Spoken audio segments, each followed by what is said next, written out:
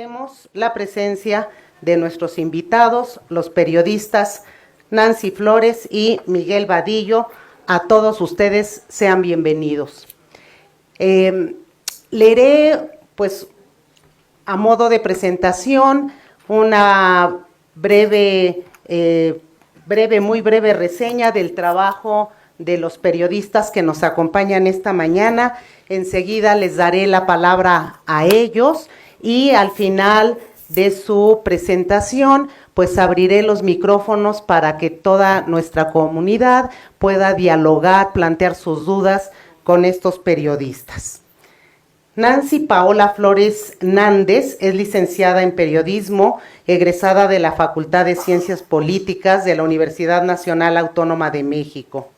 Es periodista de la revista Contralínea de 2003 a la fecha. Sus temas de investigación periodística son la corrupción, el narcotráfico, el lavado de dinero, entre otros. Es autora del libro titulado La farsa detrás de la guerra contra el narco y es coautora del libro Morir en la miseria. Asimismo, ha escrito múltiples trabajos periodísticos que se pueden consultar en la página de la revista Contralínea. La periodista Nancy Flores también se desempeña como profesora de la UNAM, en donde imparte materias de periodismo multimedia. Les pido por favor recibirla con un aplauso.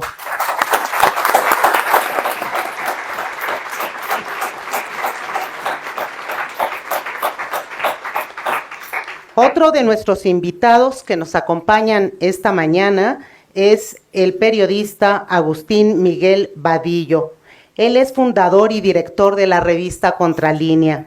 Miguel Vadillo también se ha desempeñado como columnista del diario El Universal, columnista del diario El Financiero, reportero del diario El Norte y reportero del diario 1+1. Entre sus publicaciones se destaca Isosa, fraude transeccional a la nación, libro publicado por Grijalbo. Coordinó también el libro Morir en la miseria, los 14 municipios más pobres de México. Miguel Vadillo también se dedica a la docencia en la UNAM, en donde ha impartido los cursos de periodismo, ética y derechos humanos y prácticas periodísticas dirigidas, entre otros cursos.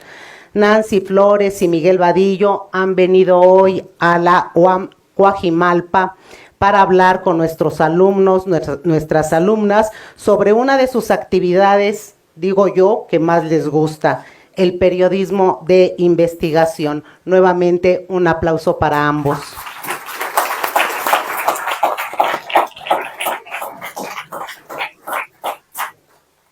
Cedo la palabra, maestra.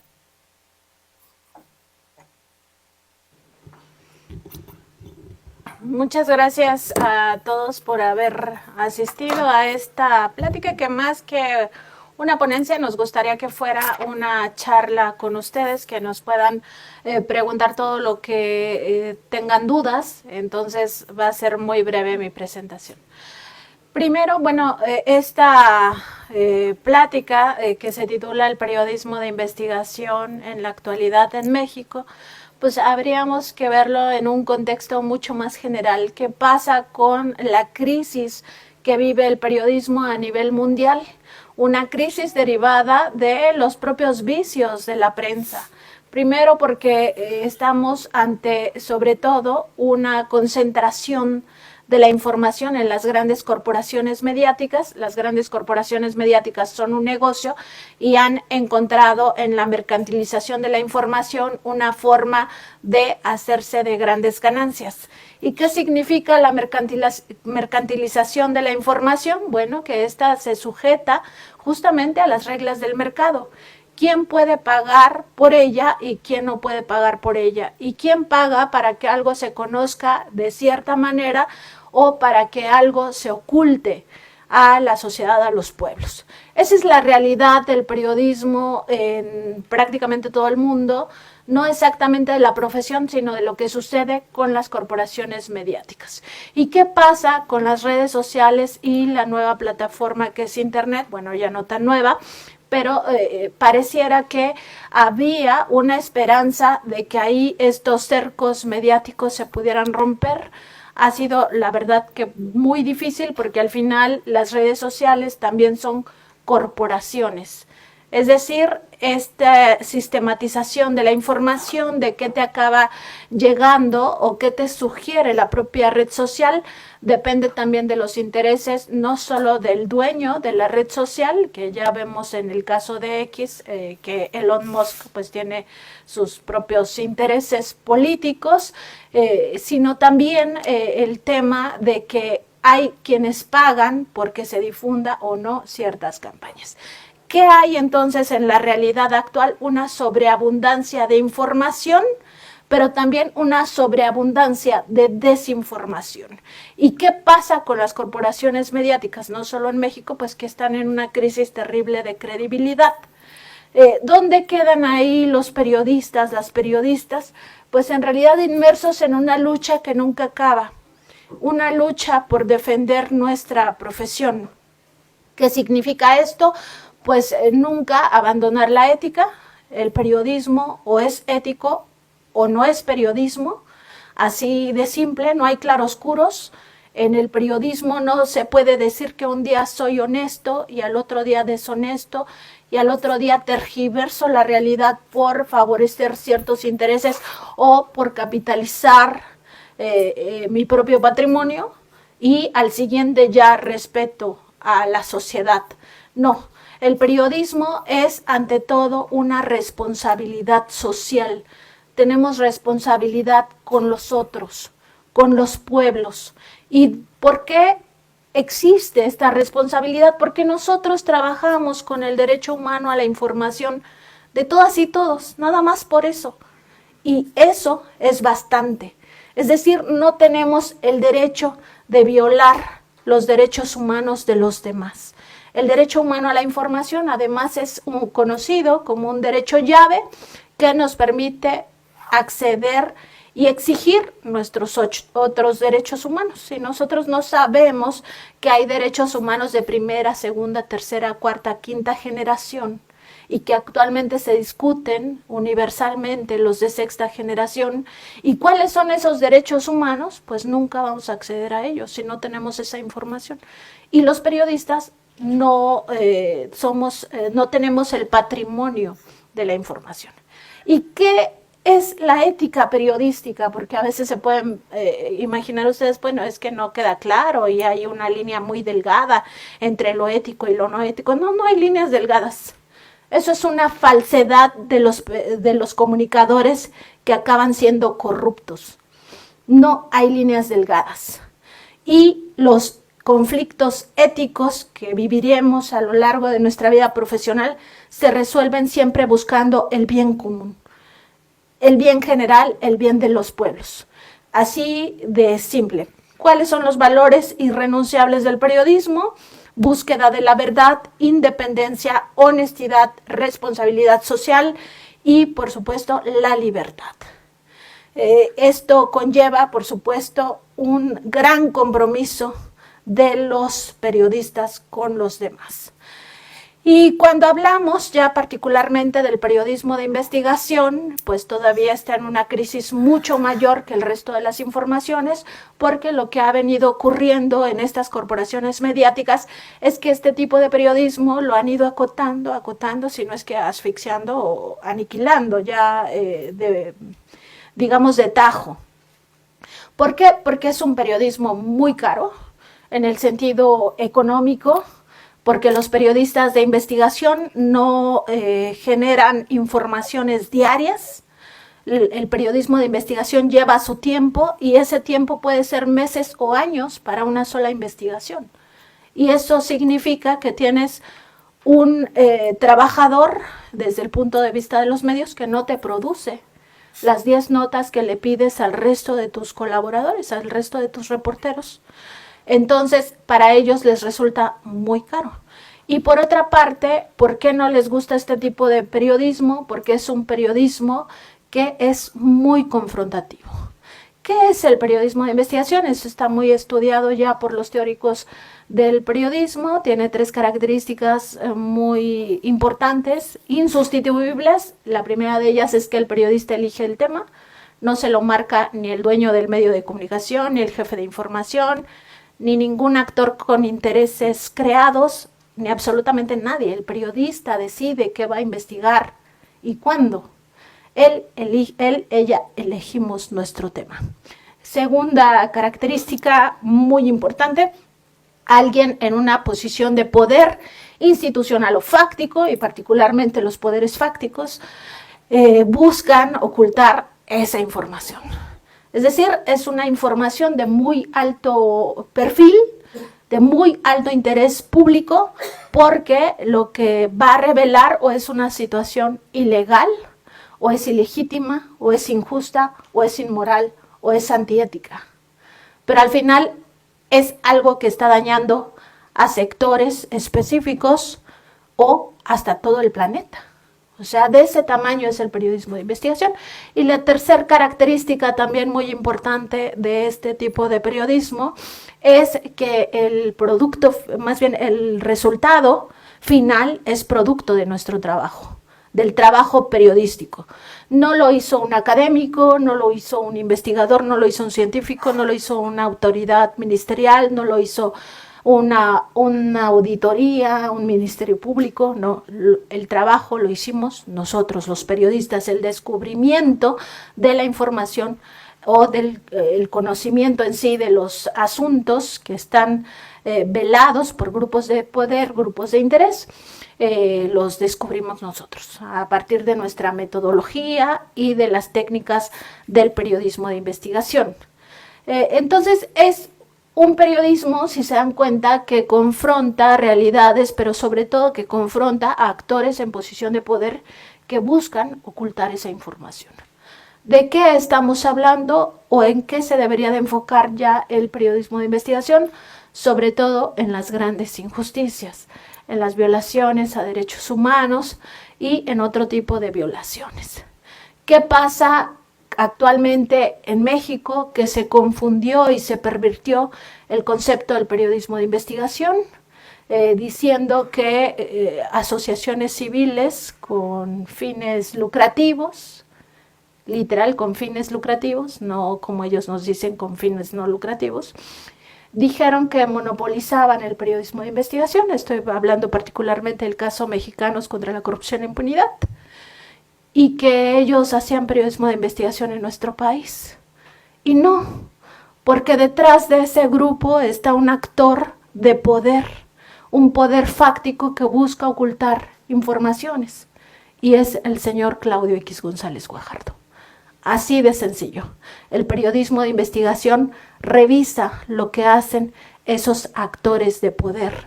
No se someten ni se sujetan a la agenda de estos actores de poder, en este caso poderes fácticos, el poder empresarial, el poder económico, que es el poder más fuerte, no en México, en el planeta. Estamos hablando que el 1% de la población mundial controla el 95% de los recursos. Ese es el verdadero poder, el que impone agenda a todos los gobiernos del mundo y a las instituciones internacionales. Y es ahí donde entra el verdadero periodismo de investigación. No se sujeta a esos intereses, se contrapone a esos intereses. ¿Por qué? Porque muchas de las grandes injusticias, de las grandes ilegalidades o de las situaciones más ilegítimas y antiéticas vienen precisamente de la industria. Nada más voy a poner un ejemplo. En México están mapeados ya alrededor de 60 infiernos ambientales, que son estas zonas de contaminación altamente industrial, más bien altamente contaminante, altamente tóxica, generada por la industria, donde las personas tienen una prevalencia de cáncer y de enfermedades terminales muy alta. Y lo que se les dice es que no busquen las causas. O sea, tú acepta tu enfermedad y mejor empieza a luchar por tu vida, pero no busques las causas porque le pudo pasar a cualquiera. No, Ya está demostrado que en esas zonas de alta contaminación los responsables son la gran industria que marca la agenda en temas medioambientales, en la legislación medioambiental, que ha conseguido envenenar a la gente, y eso causa la muerte de decenas de personas. Niños que ya nacen con estas enfermedades terminales, bebés que ni siquiera pueden nacer o que pierden la vida a muy temprana edad por esta contaminación que asesina. Y los periodistas, este es el gran timo de cómo se monopolizó la idea del periodismo de investigación. Te dicen que al poder se le ve de frente como si el único poder fuera el institucional, cuando los poderes fácticos hacen también un gran daño a la población. Entonces el periodismo necesita forzosamente esa independencia, esa responsabilidad frente a los otros y también asumirse como una capacidad o como un factor de cambio y de transformación. El fin último del periodismo debe ser que con la información las comunidades y los pueblos cambien eso que está mal. Que no solo se den cuenta que las cosas están mal, sino que exijan sus derechos a partir de esa información y transformen sus realidades. Y de acuerdo con el Código Internacional de Periodismo de la UNESCO, los periodistas deben estar comprometidos con esa transformación de los pueblos. Así lo dice textualmente, no lo voy a leer, se los dejo de tarea a ustedes, y hasta aquí dejaría yo mi participación para después poder escucharlos, y daría paso a la participación del profesor Vadillo. Gracias.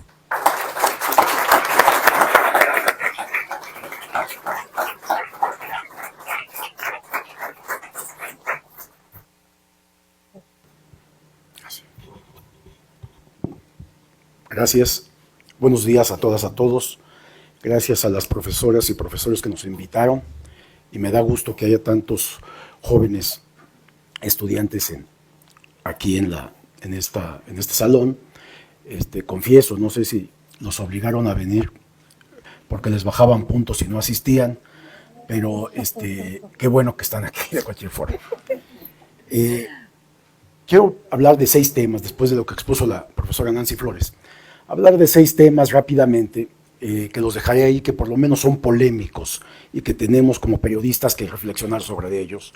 Ya si alguno, cuando ustedes pregunten o tomen la participación, si les interesa alguno en especial, para que nosotros profundicemos. Quiero decirles primero que la prensa impresa está en extinción, más rápido de lo que imaginaba yo, y supongo que muchos. Y tiene diversos motivos ello. Pues, por un lado, las nuevas tecnologías, el internet, las redes sociales, que ya vemos no solamente a ustedes en el teléfono todo el día, desgraciadamente también a veces en clases. Está uno exponiendo y ustedes están en el teléfono atendiendo y leyendo cualquier tontería en las redes sociales, sin poner atención a las clases, y eso, además de ofender a los profesores, es muy incómodo porque además no aprende nada por estar distraídos. Pero bueno, eso está sucediendo. Al desarrollar el internet, las redes sociales y ahora la inteligencia artificial, vemos que no solamente jóvenes, personas maduras, inclusive ancianos, también ya están en los teléfonos celulares y han olvidado leer. Han dejado de lado la lectura de periódicos, que históricamente la prensa escrita, los periódicos y las revistas habían sido el hilo conductor de la información de lo que pasaba en el país y en el mundo. Y esto no solo en México, sino en todo el mundo en realidad. Y es una desgracia porque ya vemos, ya es difícil conseguir un periódico en los puestos de periódicos que antes había, o los vendedores en las calles ya no existen, los puestos ya no son de periódicos, sino son de dulces y venden otros productos. ¿Y qué pasa para ustedes los estudiantes si dejan de leer la prensa escrita? Cuando les estamos dando clases, me gusta dar clases a mí, pero en 7º y 8º semestre, más avanzados, por favor, porque en los primeros semestres verdaderamente les cuesta, tienen mucho problema para redactar, tienen mucho problema para estructurar la información, tienen problema para investigar.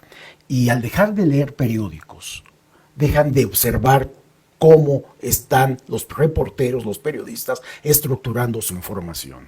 Y eso dificulta aún más el aprendizaje. Por supuesto, va a ser periodista quien tenga firmeza, ahínco, voluntad, interés en dedicarse a esto, ¿no? Pero egresados, cada año egresan miles y miles de estudiantes de las universidades públicas y privadas y ni siquiera la mitad de ellos se quedan en el periodismo trabajando. Y es una verdadera desgracia, porque lo que necesitamos hoy más que nunca, ante todo lo que expuso la profesora Nancy Flores y lo que está sucediendo en el país y en el mundo, es precisamente la necesidad de periodistas honestos, con ética, y que periodistas que busquen la verdad de manera independiente y muy profesional. Ese es uno de los temas, la extinción de la prensa escrita. El otro tema es de la opinión. ¿Cómo ha ganado la opinión? Se ha apoderado prácticamente de todos los medios de comunicación, sobre todo los electrónicos, radio y televisión. Ahora en las plataformas también.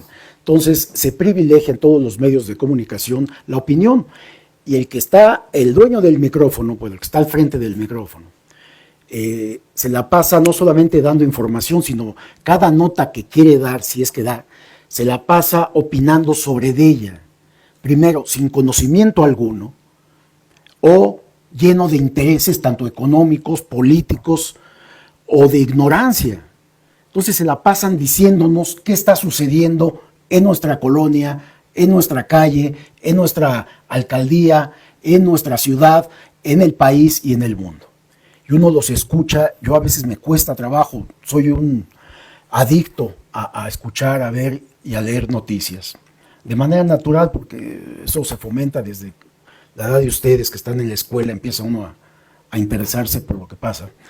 Pero ya me cuesta trabajo ir cambiándole cuando voy manejando, de estación en estación, buscando al menos malo, ¿no?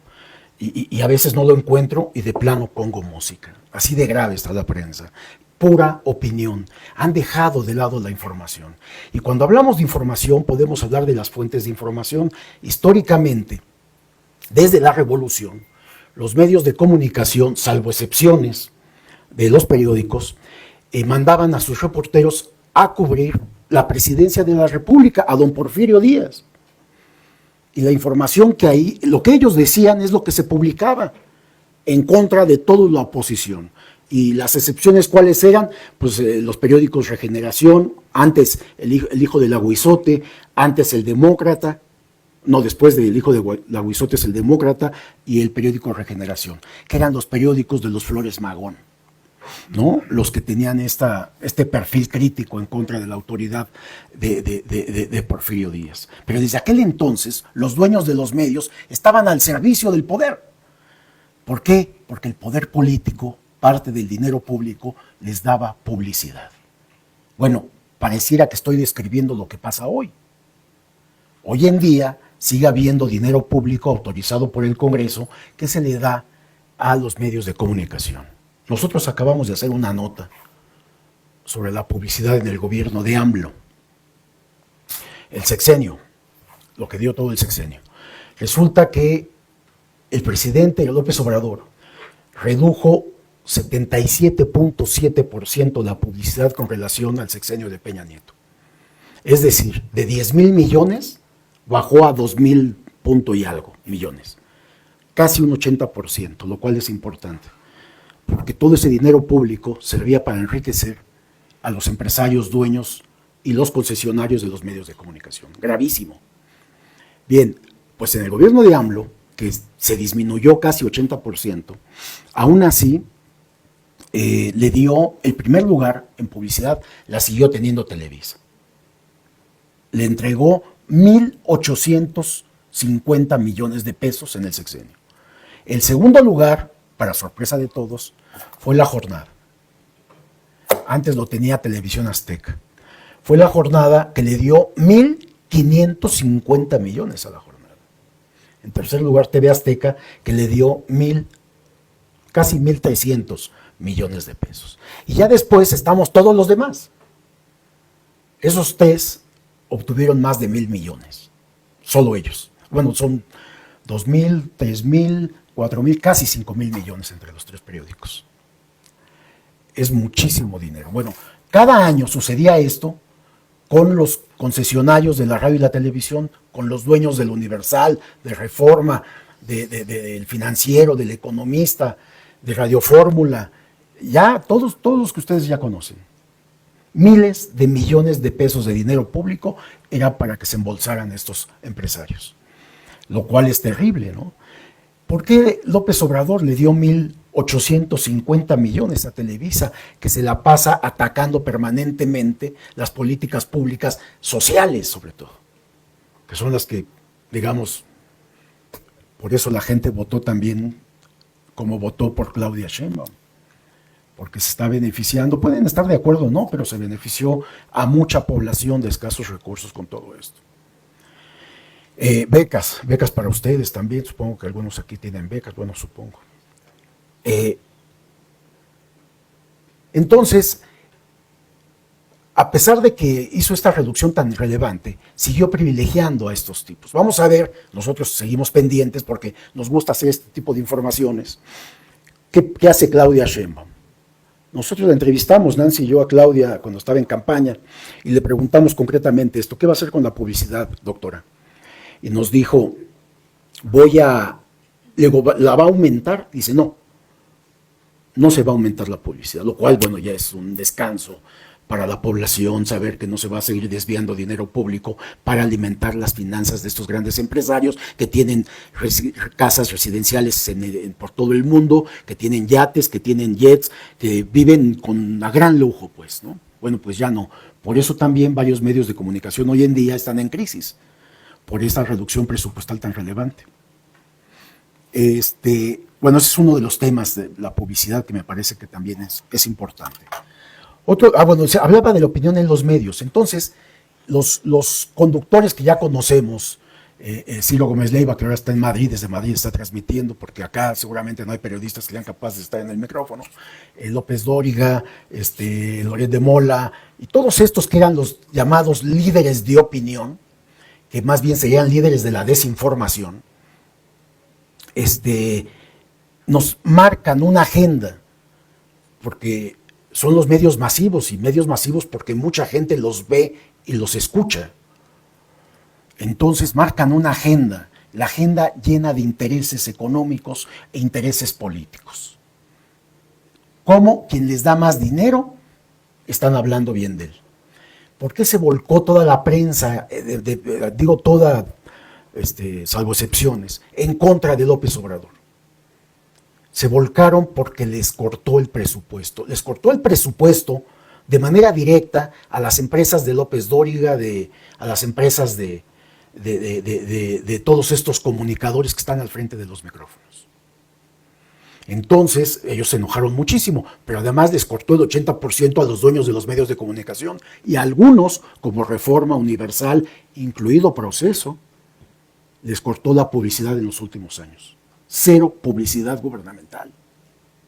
No lo hizo con Televisa, no lo hizo con Radio Fórmula, sorpresivamente, porque me parece que Radio Fórmula concentra todo esto, todos los comunicadores o conductores que más desinforman a la población. Pero tampoco se lo cortó a Radio Fórmula y TV Fórmula, no sé, algo, Telefórmula, le dio algo así como 800 millones de pesos, o sea, sigue siendo muchísimo dinero. Pero bueno, esa es la situación de la publicidad en los medios y cómo la opinión ha dañado realmente la información. A mí qué me interesa lo que estén opinando, a veces, la mayoría de las veces sin conocimiento, todos estos que están al frente de los micrófonos. Yo quiero información veraz, información que descubra lo que está mal socialmente, políticamente, económicamente, que me permita tomar decisiones, que me permita conocer cómo está mi país y reclamar lo que está mal. Otro de los temas que considero es relevante, hablaba yo de las fuentes de información. Entonces, históricamente, desde la Revolución, Los dueños de los medios y sus directivos mandaban a los reporteros a cubrir. Tú cubres la fuente presidencia, tú cubres la fuente económica, tú cubres la fuente política, tú cubres el edificio de salud, tú cubres el edificio. Prácticamente los mandan a cubrir estructuras de edificios, de inmuebles. Pero ¿qué hago yo en una sala de prensa? Pero eso se aplica actualmente, está hasta este momento sucediendo en la prensa. Les asignan fuentes. Entonces los mandan a las salas de prensa de instituciones públicas o privadas, porque también están las asociaciones empresariales, están los sindicatos, están etcétera, etcétera. Y hay salas de prensa en cada entidad, tanto pública como privada, en donde llegan los reporteros y se sientan así como estamos todos nosotros, a esperar a que salga el boletín, a que me convoquen a una conferencia de prensa o a hacer una entrevista banquetera. Y eso es lo que escribo todos los días. ¿Y dónde está mi trabajo periodístico? ¿Dónde voy a pensar? ¿Dónde voy a descubrir cosas si solamente me convierto en un reproductor de información de los grupos de poder institucionales o fácticos? Por eso decía Nancy muy bien lo que significa el periodismo de investigación. El primer requisito para que se clasifique como periodismo de investigación es que el periodista, el reportero, elija el tema que va a investigar, alejado de cualquier tipo de interés. ¿Y por qué el reportero? Pues porque es el que está en la calle, es el que tiene contactos, y de ahí paso al segundo tema. No hay periodista sin dos tipos de agendas. Una agenda temática, en donde nosotros elegimos los temas que vamos a investigar y los vamos acumulando en una libreta, ¿no? Los vamos clasificando y jerarquizamos los temas que estamos investigando. Y dos, la agenda de contactos. Algunos contactos institucionales y otros fuentes confidenciales. No hay reportero sin estas dos agendas. Y eso se los dice alguien con 40 años, poco más, me estoy quitando la edad, 40 años en el periodismo. Es necesario eso. Es necesario. Ese es otro tema. Otro tema, nada más para que no se me escapen, porque son temas de discutir que a los estudiantes, a ustedes estudiantes les debe de ser interesantes. Está lo de las filtraciones de información. Es un tema que Nancy y yo comentamos porque hay un sector de comunicadores o de periodistas que critican a Nancy, sobre todo la acusan de eso, que tiene muchas filtraciones. Es que Nancy llega a Palacio Nacional todos los días, que no va todos los días, pero bueno, llega todos los días y va a la ventanilla que dice filtraciones. Entonces Nancy llega y dice, ¿me da la filtración de hoy, por favor? Y ahí le dan la filtración para que escriba su información. Eso no existe, compañeros. Las grandes informaciones periodísticas del mundo han sido a base de filtraciones. Ahora, cuando a uno le dan alguna información, uno inmediatamente prende los focos rojos, porque está lleno de intereses. Quien llega a darle información está lleno de intereses. Puede ser el funcionario corrupto que no fue ascendido, el funcionario corrupto que lo despidieron, puede ser la amante despechada que ya la sustituyeron y está enojada con el jefe burócrata, con el jefe empresario. O el amante. Puede ser el amante hombre, tienes razón, Nancy, no hay que ser machistas. En fin, entonces, inmediatamente cuando nos proporcionan alguna información considerada de interés social relevante y muy delicada, nosotros tenemos que ver y conocer cuál es el interés de esta información. ¿Y cómo alejamos esos intereses? Porque tenemos que escribir, investigar y escribir la información sin intereses. Es parte del trabajo periodístico. Lo que hacemos, primero verificamos que la información que se nos proporciona sea veraz. Si es documentos, que los documentos sean reales. Si es una información verbal que nos están proporcionando, que tiene más riesgo, primero la investigamos. Todo se tiene que investigar, de hecho. Después de que la investigamos, vemos si tiene veracidad, la tenemos que contrastar y confrontar con todos los actores involucrados en el hecho. Y eso le quita todo tipo de interés y de presión. La tercera es acudir a expertos y especialistas en el tema para que nos den opinión. Los que sepan. No eso de que andan preguntando en la calle con el micrófono a cualquier vecino que va pasando y que no tiene ni idea de lo que están preguntándole y hasta se burlan de él, pues eso no tiene ningún sentido, la verdad. Eso no puede ser periodismo. No significa que la opinión pública no pueda dar su versión de acontecimientos, pero también es muy sorpresivo que con un micrófono te aborden en la calle y te pregunten cualquier cosa que tú traes en la agenda y el de la calle no tiene ni idea de eso, ¿no? Ese es otro tema relevante y yo lo dejo ahí. Son temas que son para desarrollar, son temas polémicos también. Pueden estar de acuerdo o no y lo podemos discutir y debatir aquí, o comentar, por supuesto, no tanto para hacer un debate, pero sí dar nuestras opiniones. Pero bueno, lo que les digo, los periodistas en este momento están enfrentando una situación difícil porque hay una falta de credibilidad de la sociedad en la prensa, brutal, como nunca. Y como la sociedad ya se está comunicando ella misma a través de las redes sociales y creen que eso es suficiente, entonces eso aunado a la mala prensa que hay en este momento, que es grandísima, es muchísima mala prensa, pues la desconfianza que hay está bien ganada por la prensa, o sea, no hay duda, estamos en una crisis de credibilidad, los periodistas y los medios de comunicación, y entonces se vuelve más difícil cada vez poder ingresar a los medios. Solamente quien tenga una enorme voluntad, una enorme dedicación, que realmente cuando asistan a sus clases pongan atención a lo que dicen los profesores, entren a practicar antes de que terminen la carrera, se pongan a practicar y los van a explotar porque así es, no es porque yo quiera, sino porque es lo que está sucediendo. Los quieren trabajando sin pago alguno. Contralínea no hace eso. Tenemos practicantes y sí les pagamos. Pero tienen que hacerlo, tienen que practicar para poder pelear un puesto en un medio de comunicación. Y lo otro es formar equipos y ahora con todas las nuevas tecnologías formar plataformas, pero siempre sustentados en 4 o 5 principios básicos. La búsqueda de la verdad, independencia, honestidad y ética, profesionalismo. Gracias.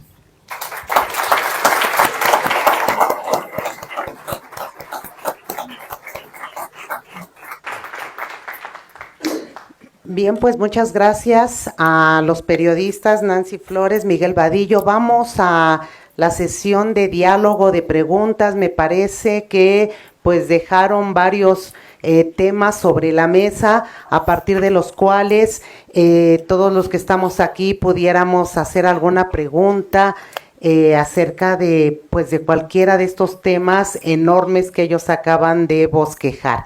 Entonces, por favor, si hay preguntas, y les pediría también a los que van a preguntar que se acerquen a alguno de los micrófonos de esta mesa y, obviamente pidan permiso allí a la persona que está sentada, porque estamos transmitiendo también en directo por el canal de YouTube y para que se grabe también la pregunta de las participaciones y las respuestas de nuestros invitados. Adelante, por favor. Buenos días. Antes que nada agradecerles por estar aquí, su presencia. Muy interesante todos los temas que tocan, pero también agradecerles por algo que pasa en la división, ¿no? Porque al final ustedes representan un contrapeso también, y lo voy a decir así abiertamente, lo del último año, el último tiempo, nuestra cátedra Ganado Chapa estuvo controlada por latinos, así como se dice, ¿no?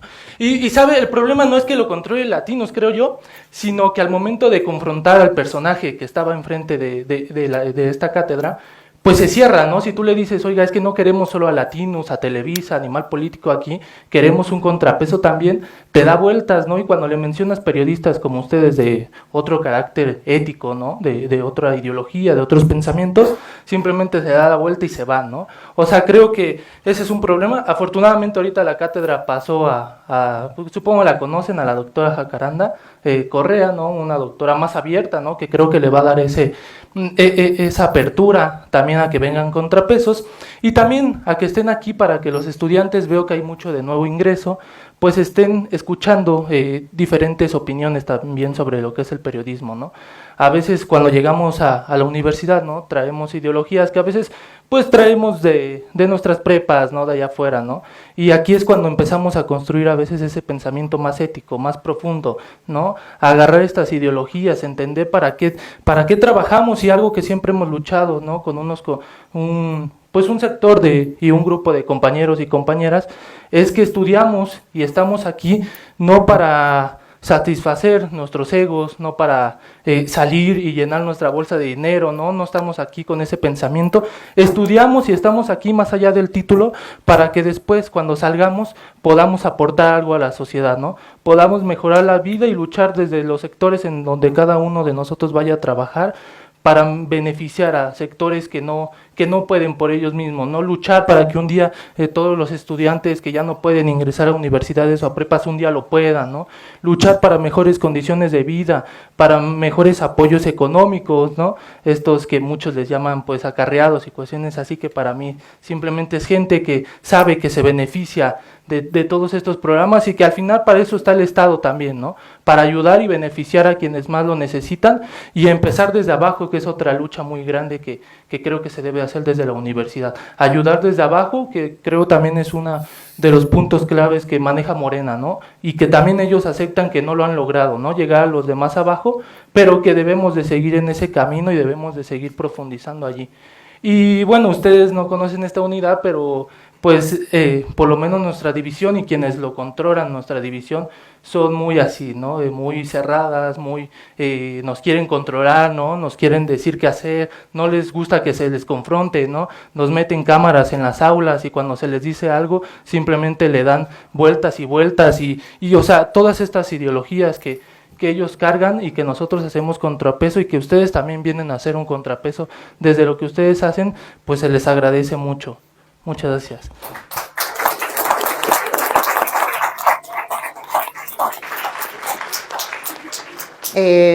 Bueno, bien, más que pregunta fue su opinión.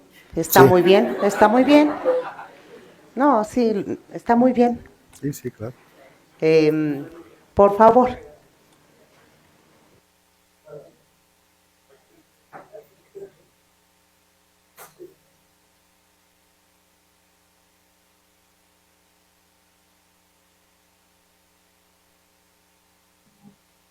No sé.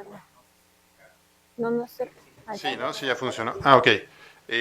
Bueno, igualmente agradecer y, bueno, voy a ceñir, yo sí voy a hacer dos preguntas, tengo mucha curiosidad.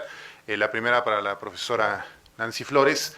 Mencionó la cuestión de la ética como algo más bien claro, transparente, y eso al menos a mí me preocupa, no quiero polemizar, más bien quiero, si pudiera profundizar un poco, porque más o menos los aspectos que mencionaron ambos, los escucho, por ejemplo, también en el Poder Judicial, ¿no? Transparencia, independencia, una serie de cosas, y luego dices, bueno, pero ellos normalmente fallan a favor del poder porque así han sido formados desde la universidad, ¿no? Hay una serie de planes de estudio, de programas, y eso, o sea, no sé si pudieron dar un poco más en eso, es decir, en la idea, si realmente es tan transparente. ¿Y cómo podría hacerlo? A lo mejor para ustedes que tienen ya más experiencia, que dan clases, todo eso, a lo mejor para ustedes puede ser más claro qué es el interés público, ¿no? Cómo podría quedar claro el interés público como base de la ética, pero puede que para muchos de nosotros no esté tan claro, para muchos estudiantes, sobre todo jóvenes, ¿no? Pueden decir, insisto, veamos que utilizan los mismos elementos del Poder Judicial normalmente para fallar a favor de las grandes empresas. Y dicen, no, bueno, es que el poderoso, el corrupto, siempre es el gobierno, siempre son el Estado, y defienden a los privados, que son los que están desprotegidos, etcétera. Eso para la profesora Nancy Flores y para el profesor Miguel Vadillo. Mencionó la cuestión de la prensa seria, bueno, sobre todo de la prensa escrita. Yo lo llevaría un poco al terreno de Habermas. ¿Cómo hacerle? Yo sé que es la pregunta de los 64,000, pero justamente con estos problemas de financiamiento, Habermas tenía ahí una propuesta que parece interesante, pero a la vez, dado el contexto de acumulación de capital, pues parece muy irreal. El hecho de que los ciudadanos financiáramos a las empresas de información, a la prensa seria, porque la prensa cumple pues una función social fundamental. Y entonces, para que esta prensa no se vendiera tanto a los intereses privados como a los intereses gubernamentales, que entonces los ciudadanos saliéramos a financiar.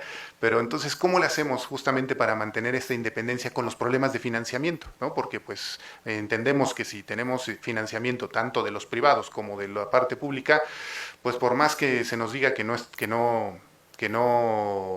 digamos, no nos tire en línea, o a lo mejor una línea tan fuerte. Recuerdo lo que dijo Salinas Pliego, ¿no? Dice, yo no le digo a mis empleados qué decir, sin embargo, si tenemos una línea editorial, nadie va en TV Azteca a hablar de que debe miles de millones de pesos en impuestos, ¿no? O sea, es una línea editorial. Entonces, ¿cómo la hacemos? O sea, ¿cuál podría ser la salida para que, dado la acumulación del capital, tengamos prensa seria que pueda cumplir estas funciones que mencionan? Muchas gracias.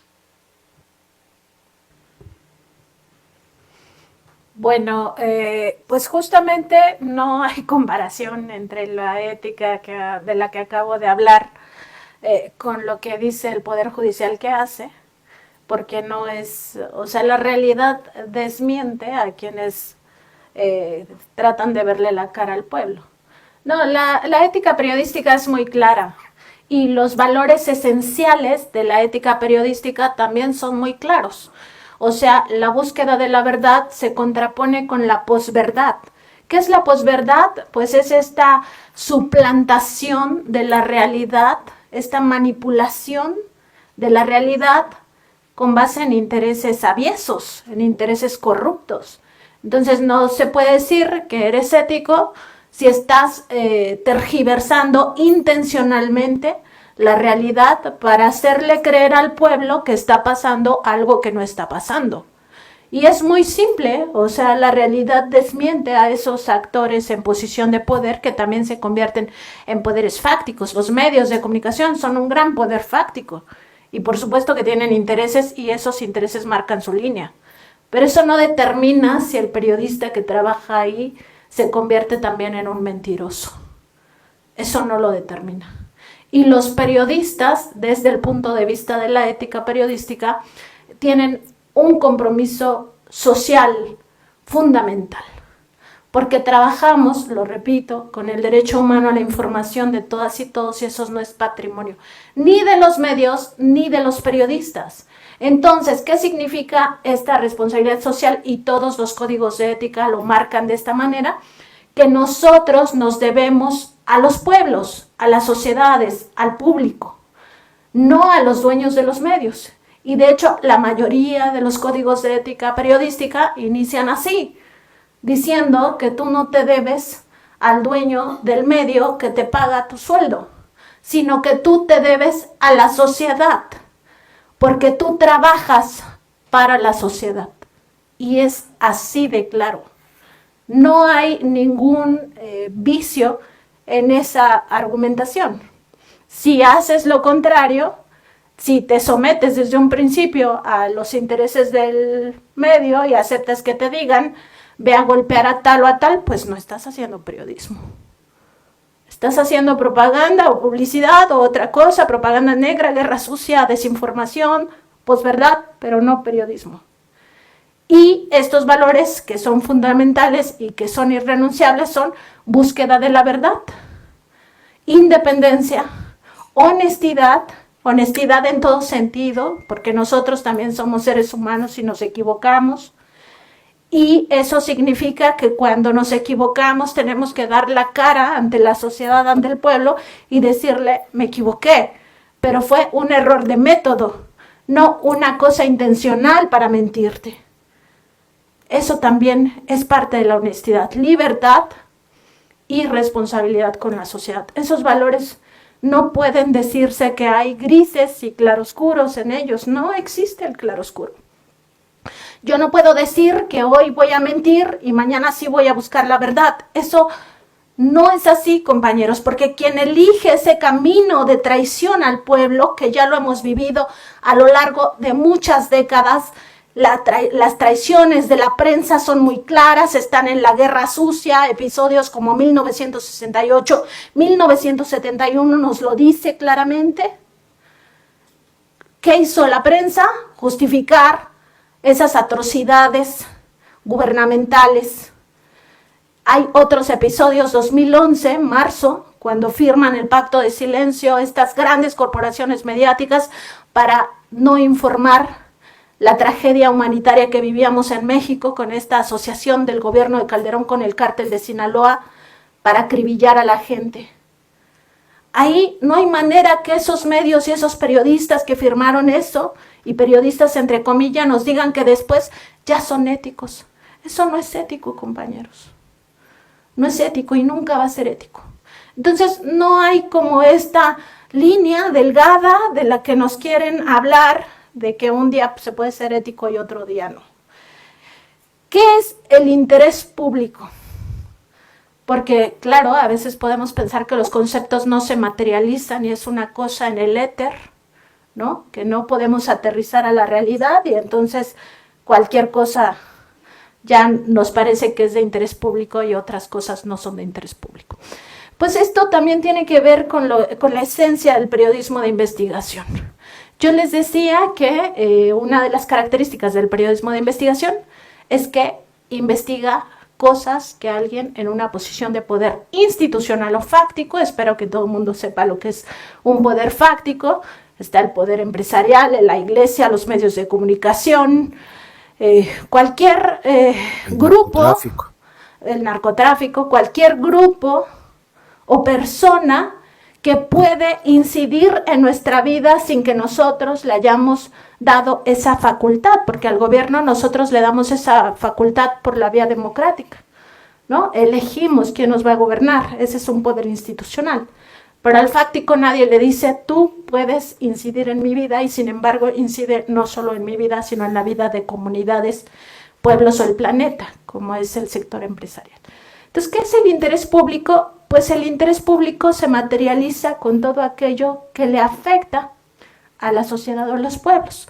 Por eso yo digo que tiene un vínculo directo con el periodismo de investigación, porque cuando investigas algo que alguien en una posición de poder busca ocultar, es decir, que ese algo tiene algo malo. ¿Por qué van a ocultar algo que es bueno? Si siempre están cacareando todo lo que hacen supuestamente como el altruismo, ¿no? Entonces, si siempre lo están diciendo las cosas buenas, en realidad lo que están ocultando es lo malo. ¿Qué es lo malo? Lo ilegítimo, lo ilegal, lo inhumano, lo inmoral, lo antiético. Eso es el interés público, buscar esas circunstancias que dañan a las demás personas, sea un grupo reducido, una minoría, o a los pueblos en general, o al planeta entero. Y sobre todo decir que, por cierto, esto que decía en la primera intervención me lleva a recordar que el periodismo, desde mi punto de vista, tiene que tener no solo lo que decía Kapuscinski, que para ser un buen periodista hay que ser una buena persona, sino además, desde mi punto de vista, y esto se debería de enseñar en la academia, el periodista debe de tener conciencia social y conciencia de clase. ¿Por qué debe tener conciencia de clase? Porque no salimos a justificar las grandes opresiones a los pueblos. Y la mayor opresión que viven los pueblos en este momento es el sistema económico neoliberal. Eso que potencia y garantiza al 1% de la población mundial controlar el 95% de los recursos. Eso no es correcto, compañeros. No es correcto decir que la gente es pobre porque quiere. Eso es falso. Cuando las personas no tienen ni para comer desde los primeros meses de vida, se les condiciona su vida a una situación de pobreza y miseria. Y el periodista no debe ser cómplice de esas circunstancias. Entonces necesitamos forzosamente ser o tener conciencia de clase, trabajar para los de abajo, trabajar por los pueblos y por acabar esos sufrimientos. Y el periodismo sí es un elemento transformador de las realidades, porque cuando tú visibilizas que la comida, por ejemplo, ultraprocesada, que es uno de los fraudes más terribles del sector alimentario, envenena los cuerpos desde los primeros meses de vida con las fórmulas, con los Gerbers, con los cereales destinados a los infantes, con los quesos empaquetados, las leches en polvo, no solo las sabritas y el refresco, sino que este timo va mucho más allá y con cosas que nosotros podemos pensar que son productos alimentarios nutritivos y no lo son, y entonces enviamos a nuestro niño de kinder con un sándwich y con un danonino. Todo lo que está comiendo ese niño, aunque parezca sano, en realidad es veneno. Y ahí está un poder fáctico detrás, que es la industria alimentaria, las grandes transnacionales, Bimbo, Food, todas esas. Eso es el interés público, que le digamos a la gente, esto te está matando. La industria criminal te mata. Y eso es lo que justamente los poderes fácticos intentaron monopolizar al querer quedarse con el concepto de que ellos hacían periodismo de investigación. Y todo lo concentraron en al poder se le ve de frente, diciendo que el único poder al que había que investigar a través de la ley de transparencia, como si esa fuera la única herramienta que tienen los periodistas, y no, esa no es la única herramienta que tenemos muchas otras, y se olvidan de las demás porque todo lo querían concentrar en el poder ejecutivo. Y entonces empezaron a decir, el INAI no se toca, el INE no se toca, la Suprema Corte no se toca. El periodismo de investigación toca a todos los que hacen daño a los pueblos. Entonces, para mí, desde mi punto de vista, así se reconoce el interés público, y la ética del periodista es muy, digamos que muy a la vista de todos. O buscas la verdad o mientes, o eres honesto con los pueblos, o no lo eres y mientes, o tienes independencia o te sujetas a estos grandes intereses políticos, económicos, incluso sociales, y entonces mientes, o tienes libertad o mientes, así de simple. Y la gente, el pueblo, no es tonto. Y eso también ya debemos de saberlo. El pueblo puede discernir quién le miente y quién es honesto. Entonces no hay claroscuros en la ética periodística. No existen. O dices, o buscas la verdad, o mientes. Así de simple. Bueno.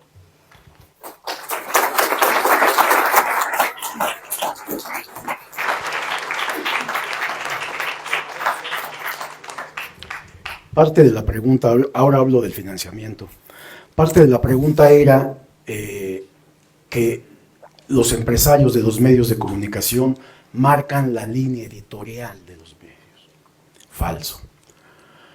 Ellos no marcan la línea editorial. Ellos lo que marcan es una serie de intereses, es la sumisión de los periodistas que trabajan en ese medio, que tienen que hacer lo que yo digo. Y si mis intereses son políticos, van a hacer lo que yo digo. Si mis intereses son económicos, que prácticamente todos los dueños y concesionarios de los medios de comunicación tienen intereses económicos, entonces lo que privilegian y someten al medio de comunicación que controlan para que hagan lo que yo diga. Eso no es una línea editorial. Es equivocado. Es decir, yo no llego a formar un medio de comunicación y digo, este medio es de derecha o este medio es de izquierda. Falso también. Esto no significa que los periodistas no tengamos ideología, principios y valores. Claro que los tenemos, porque tenemos una formación. Ustedes que están en una universidad pública tienen una formación social, pues. Eso es lo que buscan las universidades públicas. Tener una conciencia social, una conciencia de clase. Accedemos a las universidades por fortuna. Yo también soy egresado de Ciencias Políticas. Acudimos a las universidades donde no pagamos. Es gratuito el estudio. Por eso debemos de poner mucho empeño en estar en estos espacios que ahora son extremadamente peleados.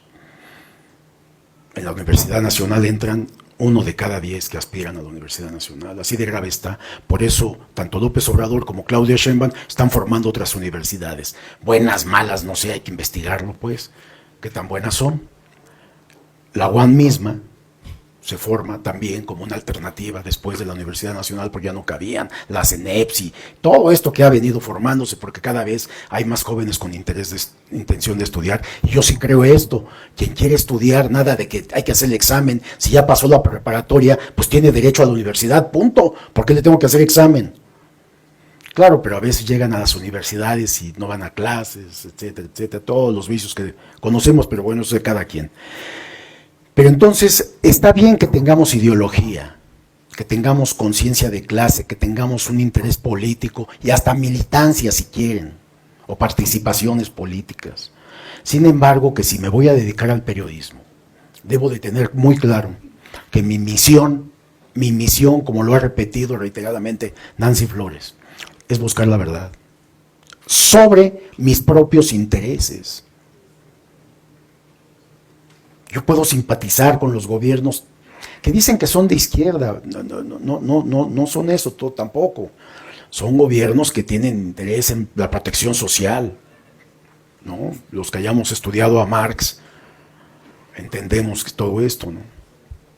Entonces, si yo descubro algo del gobierno de López Obrador en su momento, ahora del gobierno de Claudia Sheinbaum, aunque yo simpatice con las políticas públicas, algunas de ellas, lo voy a escribir. Porque mientras yo haga bien mi trabajo periodístico, estoy favoreciendo a esos gobiernos para que los titulares del Poder Ejecutivo, ahora la presidenta, observe lo que está mal. Si ella no sabía, yo le voy a advertir, cuidado, esto está mal y tiene que corregirlo. Entonces, servimos a la sociedad y también permitimos que haya un mejor gobierno cuando publicamos todo lo que está mal. Bien investigado, con pruebas, no con especulaciones, no con mentiras, no con difamaciones, no con posverdades, ¿no? Por un lado, la parte del financiamiento. ¿Cómo hacer para que los medios independientes puedan financiarse? Tal vez, decía el profesor, pedirle a la sociedad. Ya la sociedad participa. El dinero público, el dinero que maneja el Ejecutivo, es dinero público, es dinero de todos nosotros, de sus padres que están trabajando y que pagan impuestos.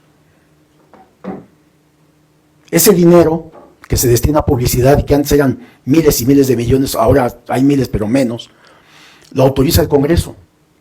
El Congreso autoriza una partida presupuestal de dinero público para repartir a los medios de comunicación. ¿Por qué? Porque un medio de comunicación permite y ayuda a la democracia. ¿Cómo? Informando bien, informando verazmente, informando lo que realmente ocurre. Pero ¿qué pasa si los gobiernos priistas y panistas, y también vemos que el de López Obrador, privilegiaron a Televisa? ¿Televisa informa verazmente o se dedica a golpear lo más posible para obtener más beneficio económico? Entonces, ahí el problema que existe de financiamiento es una mejor distribución. Apoya más a los medios que hagan verdaderamente periodismo. Muchos medios en muchas plataformas, nosotros nos hemos resistido a eso, ha convocado a la sociedad civil a aportar recursos al medio de comunicación abriendo cuentas. Y la sociedad aporta, en algunos casos aporta. Otros medios, como estos que mencionaba el compañero de Animal Político, Mexicanos contra la Corrupción y todos estos, piden dinero a las organizaciones de Estados Unidos que son financiadas por la CIA. ¿Sabían eso? Está aprobado. Nosotros, parte de una investigación que hicimos de Mexicanos contra la Corrupción, descubrimos todo el endamiaje de financiamiento que viene de la CIA, del Departamento de Estado, vía la CIA, vía la Embajada, y que sigue fluyendo. Lo mismo a asociaciones civiles y a fundaciones, pero a medios de comunicación que se dicen independientes, financiados por la CIA. ¿Qué independencia puede ser eso? Sería vergonzoso, y les digo porque a contralínea también nos han ofrecido ese tipo de dinero. y lo hemos rechazado una y otra vez. Nosotros no podríamos venir aquí con dignidad y mirarlos a la cara, siendo que estamos aceptando ese dinero. Nos parece deshonesto a nosotros, nos parece una traición a la patria, estar aceptando dinero de estos grupos llenos de intereses, que lo que quieren es seguir manteniendo sometido al país, a los mexicanos, ¿no? Entonces el financiamiento sí viene de la sociedad porque se paga con impuestos. El problema es que está mal distribuido. A contralínea, en el sexenio, yo decía lo que le dieron a estos medios de comunicación, a contralínea le dieron el 0.4%, 0.4% del dinero público del sexenio. O sea, nos alcanza para sobrevivir, pero créanme que es poquito comparado con los medios. Dicen, es que esos medios son grandotes, pues entonces déjenme crecer a mí, denme más y voy a crecer y voy a hacer un mejor periodismo que todos esos medios, o que ya lo hacemos, nada más que somos un grupo pequeño de periodistas. Somos 30 personas las que trabajamos en Contralínea. Es un grupo pequeño, ¿no? La jornada sí le dieron 1.550 millones. Y publicamos la nota en Contralínea, en portada, y se difundió, y hubo un silencio a la nota. Sepulcral. Yo pensé que iban a molestarse algunos por balconearlos y decirles, no, todos se agacharon la cabeza, de eso no hablemos, por favor, porque está empezando el sexenio y vamos a ver cómo nos va con Claudia, ¿no?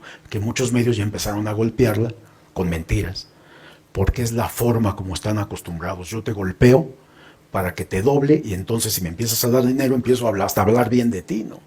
Es lo que hacía la prensa y por eso yo decía, esto es un vicio que viene desde la revolución. Desde aquellos medios que existían, no los que dije, que esos eran las excepciones, los de los Flores Magón, pero todos los demás medios estaban sometidos y siguen, ahorita no están sometidos porque están enojados, porque les han bajado la publicidad, y aún así, a veces vemos en Televisa o en algún otro medio que le bajan a la crítica, el Heraldo de México, por ejemplo, ¿no? Que le bajan a la crítica porque están recibiendo partidas presupuestales importantes de publicidad. Es una obligación del Estado asegurar la existencia de medios de comunicación, porque como decía Nancy, el derecho a la información es un bien público y es un derecho humano a saber de la sociedad. Entonces el Ejecutivo, el gobierno, tiene que asegurar esa información a la población, pero si en este momento hay una desinformación brutal, lleno de mentiras los medios, de pura opinión, no hay información, no descubre nada, solamente están como sicarios atacando para recibir más. Entonces la prensa en este momento, yo decía, estoy en una profunda crisis, no solamente ha perdido credibilidad, sino que la sociedad se ha visto muy afectada por este problema. Entonces la sociedad dice, ¿para qué vemos noticiarios? ¿Para qué escuchamos espacios de información? ¿Para qué leemos prensa?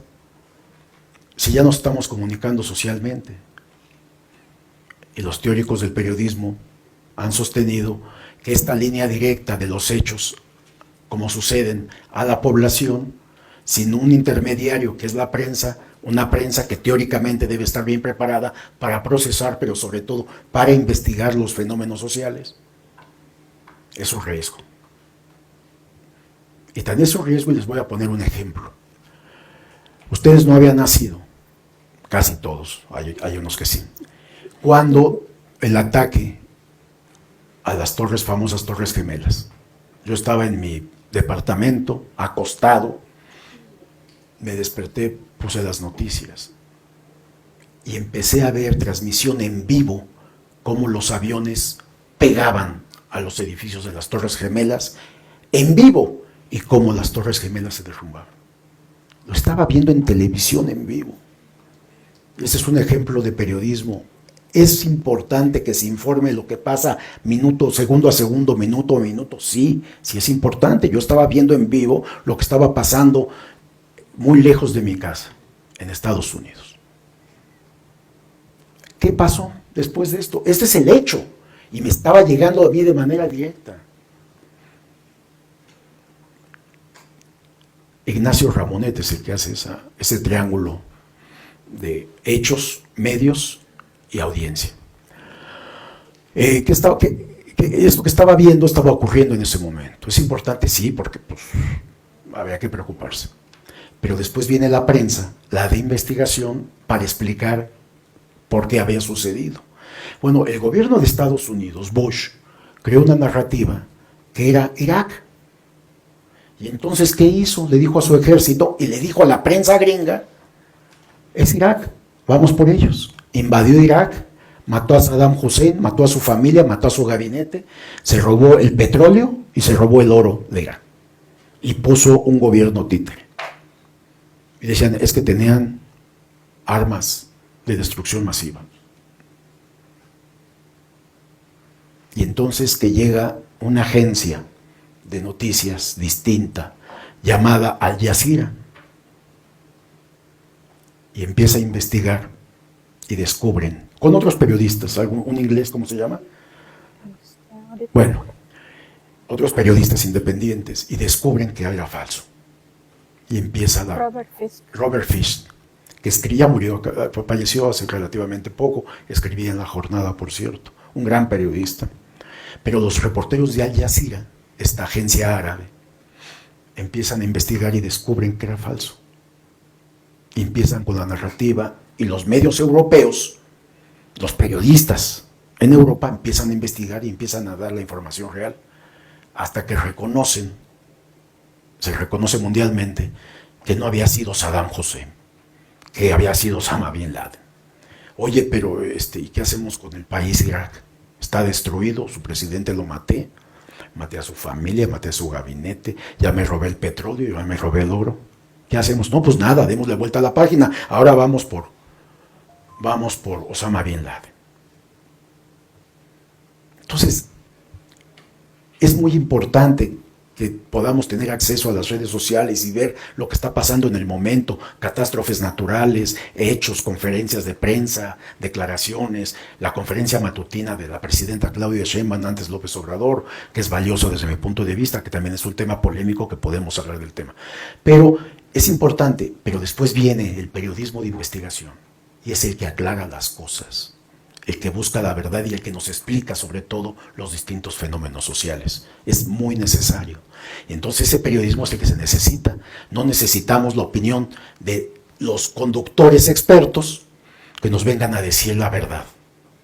Verdad que ni siempre ni es verdad y son mentiras, ¿no? Con beneficios especiales. Entonces entonces el gobierno tiene la obligación de financiar a los medios que se dedican a hacer este periodismo serio. Ese es el punto. Porque la sociedad ya está aportando dinero con los impuestos para financiar una prensa libre, independiente, honesta, profesional, que busque la verdad. Ya está ocurriendo así. El problema está que se distribuye mal ese dinero. Gracias.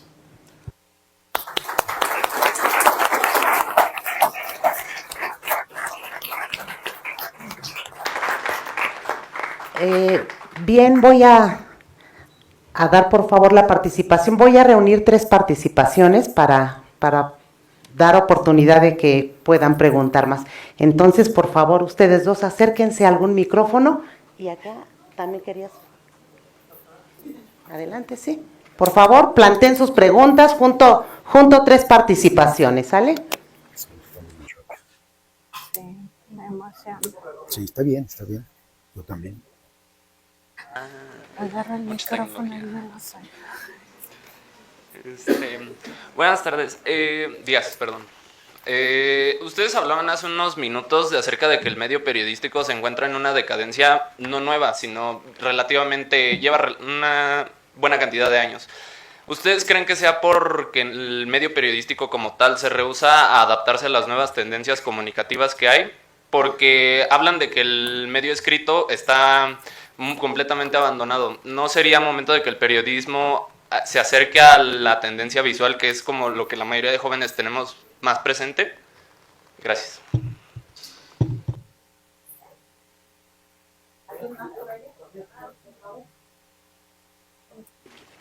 Gracias. Primero, buenas tardes. Les saluda Sofía Ortega. Un gusto que estén aquí en nuestra amada UAM. Mi pregunta es, ¿qué enfoques, métodos utilizan para que su información sea sí rigurosa, pero también que pueda llegar a diversas audiencias, que sea entendible?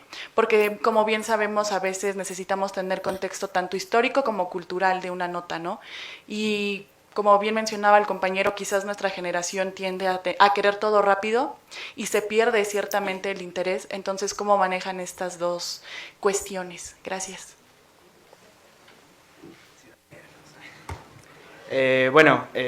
Primero que nada, buen día.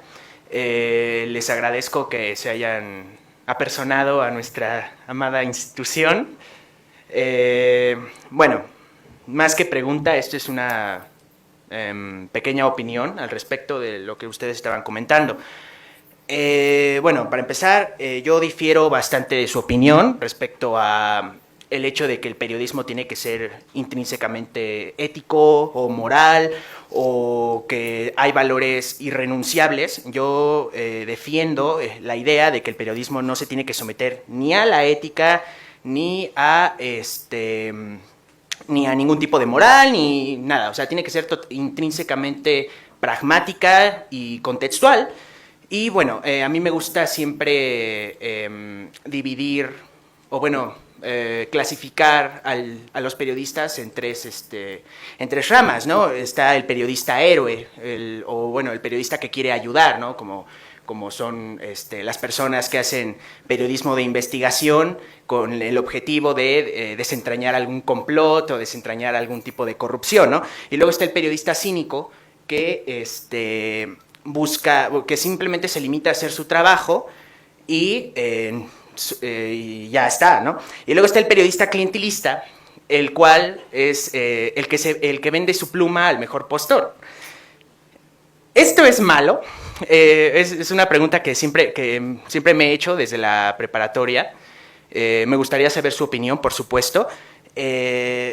A opinión de un servidor, esto no es malo, porque así como existe el derecho de la información, el derecho de la libertad de expresión, los cínicos y los clientelistas también tienen, a pesar de todo y a pesar de que suene absurdo, tienen el derecho de emitir sus opiniones, de emitir sus críticas, de emitir la posverdad, como estábamos diciendo, y todo esto, ¿no? El periodismo de investigación también puede degenerarse hacia propaganda negra.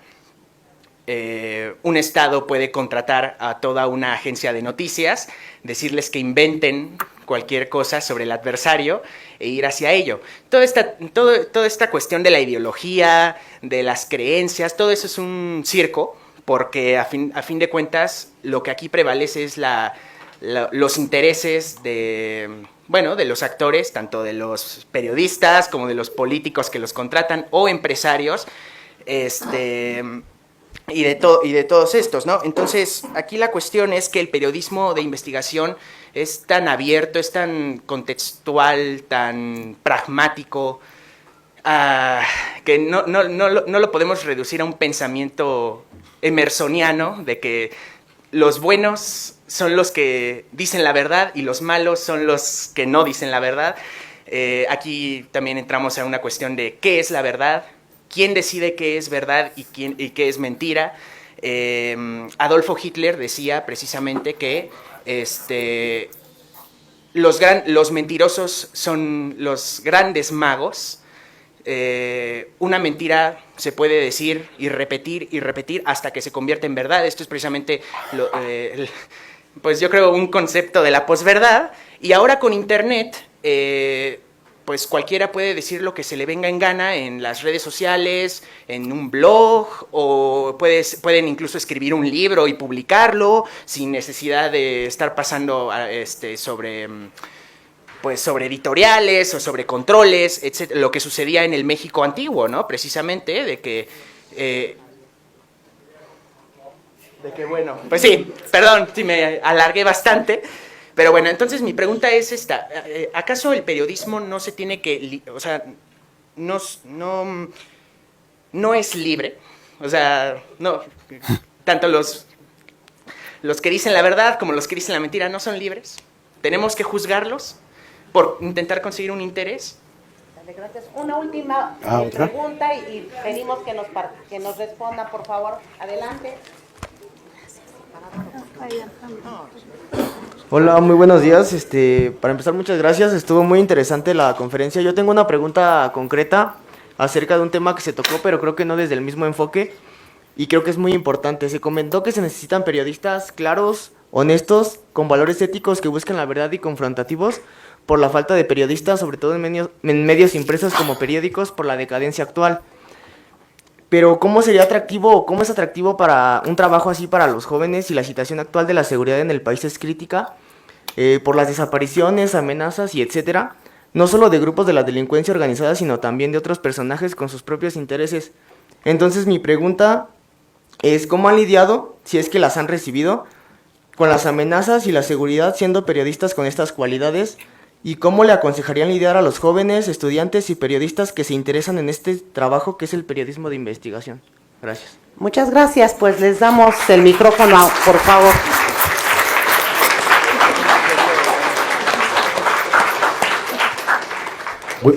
Voy a tratar de contestar así de manera general, como vaya acordándome de las preguntas. Primero, es algo polémico, pero les va a sorprender, sobre todo el compañero que acaba de hablar de este lado. El periodismo no es un negocio, compañeros. Nunca podrá ser un negocio. No debe de ser un negocio el periodismo. No puede ser un negocio. El periodismo es un compromiso social. Es un servicio a la sociedad del periodismo. Cuando alguien quiere ver el periodismo como un negocio porque quiere enriquecerse, hace otra cosa, no hace periodismo.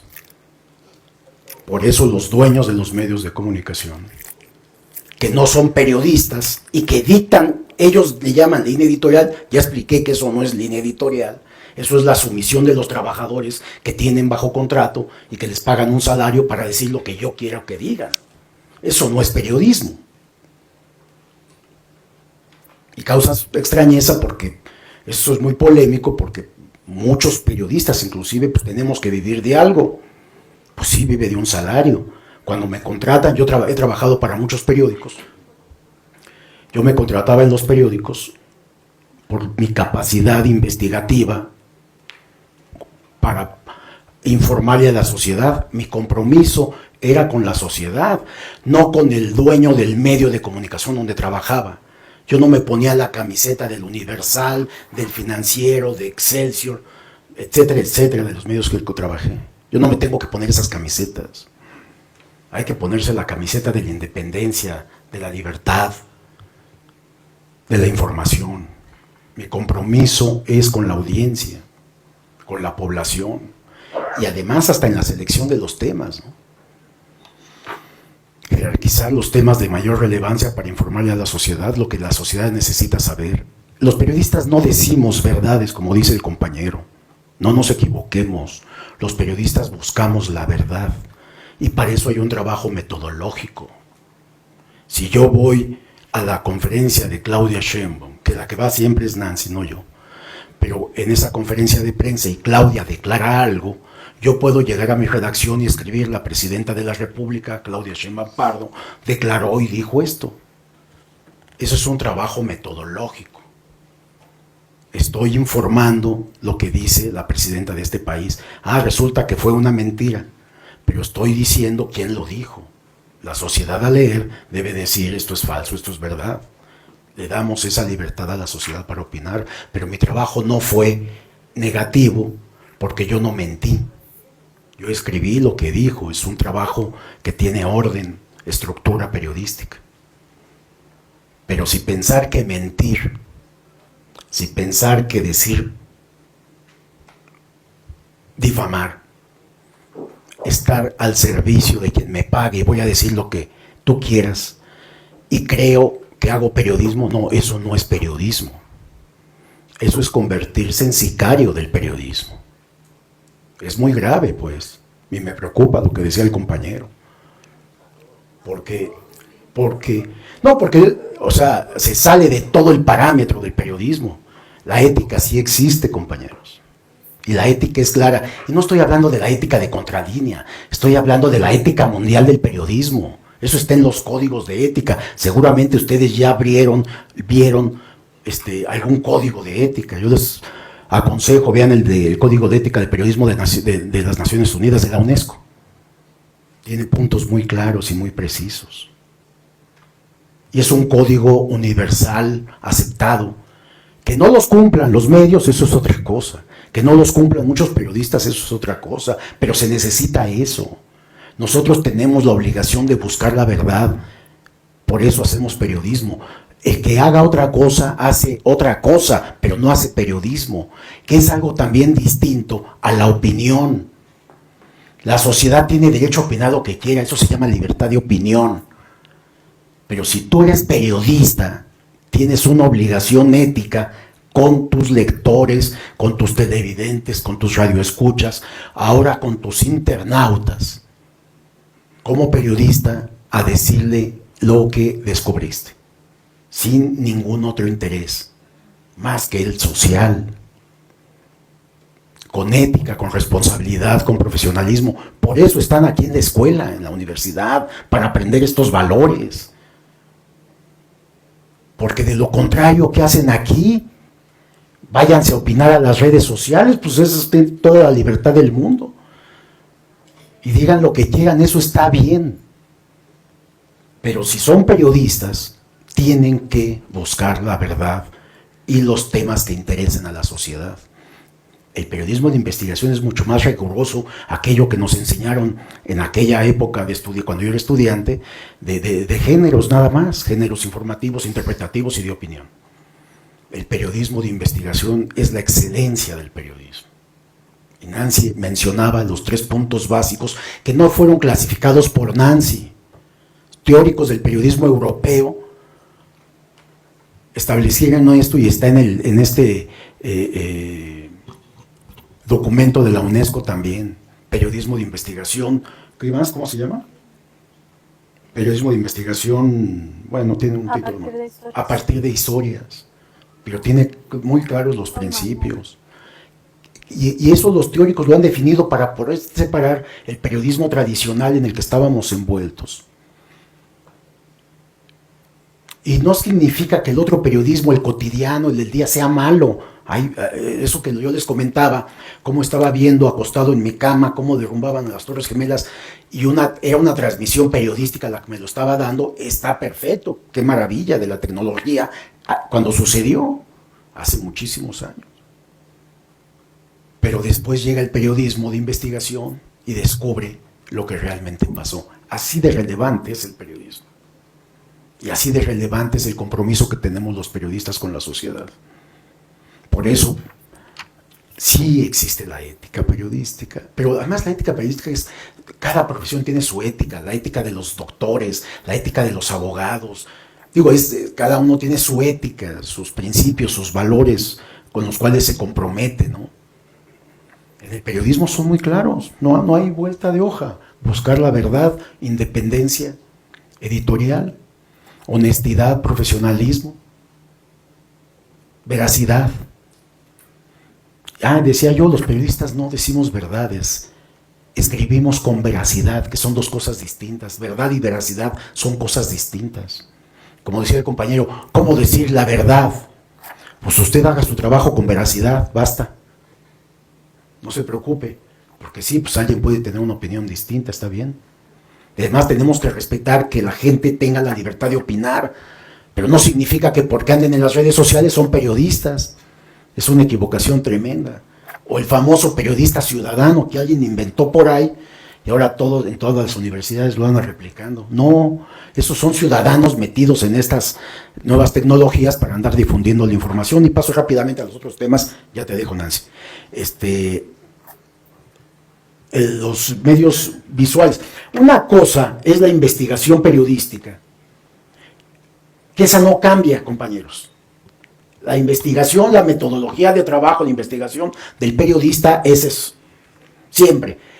De lo que ustedes dos me hablaban es la difusión de la información que se consigue, las nuevas modalidades. Hay algo que se llama periodismo multimedia, que además ni lo han visto, o sea, me queda claro. Esto se ve en Europa, se ve en Estados Unidos de repente, que en un minuto dan una transmisión visual con imagen, hipertexto, gráficas, voz en off, tan bien armado, que en un minuto nos informan de una noticia muy relevante y estamos embelecidos viéndolo. Es muy bueno. Yo les pregunto, ¿quién en México hace periodismo multimedia? Nadie. ¿Ese es el futuro? Sí, sí es el futuro. Es la combinación.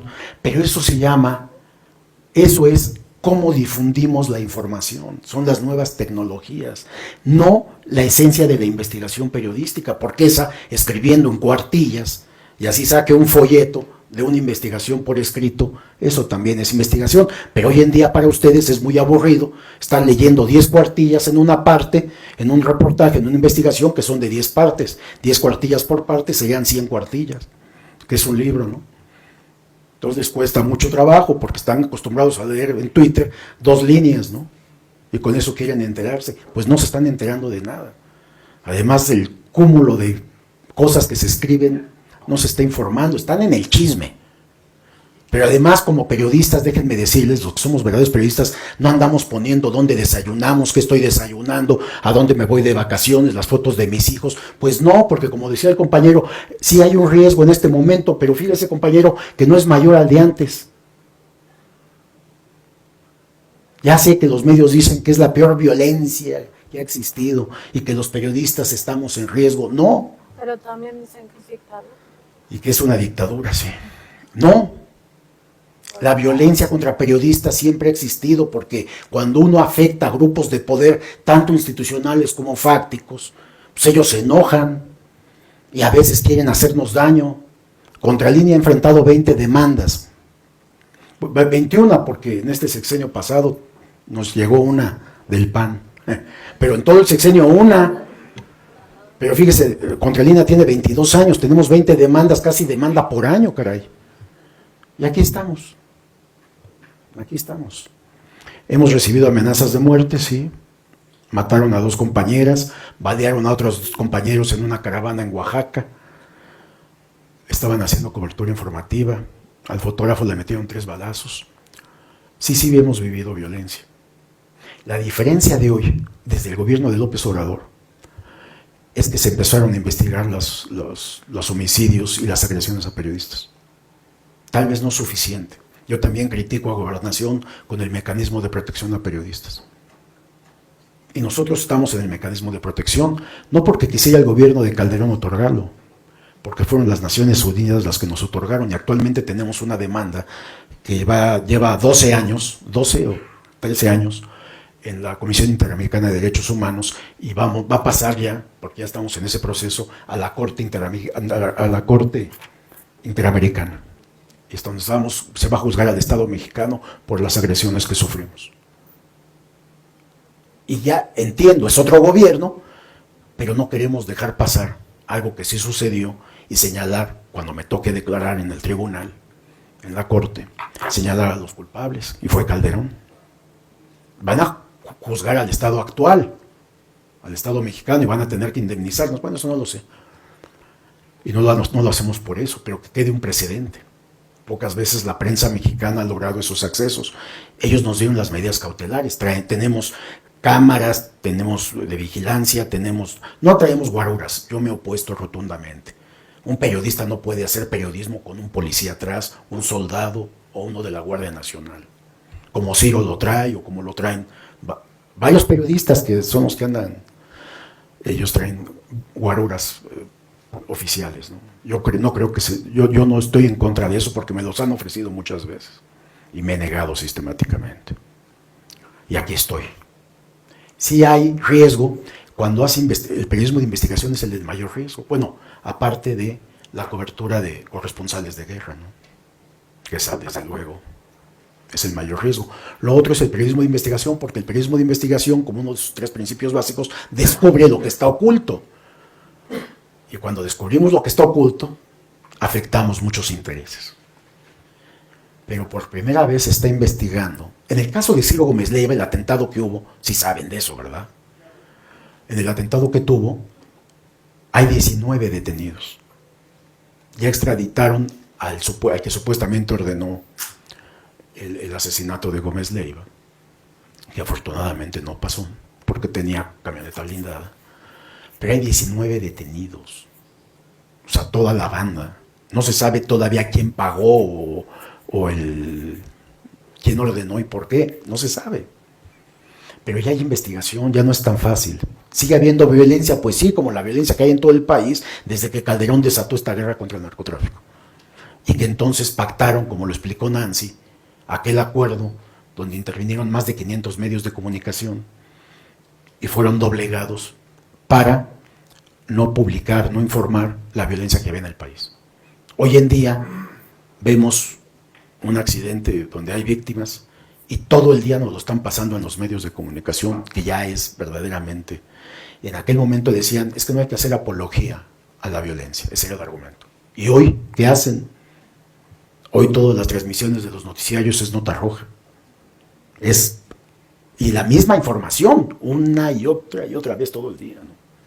No sé ustedes, pero a mí me harta de eso, cuando quisiera ver información de otro tipo. Imaginemos una redacción, solo imaginémosla, donde a los reporteros no se les dan órdenes de trabajo, ni se les dan fuentes que les llaman, sino que los periodistas piensan e investigan. Solamente un medio que haga eso, lo cual sería maravilloso. Gracias.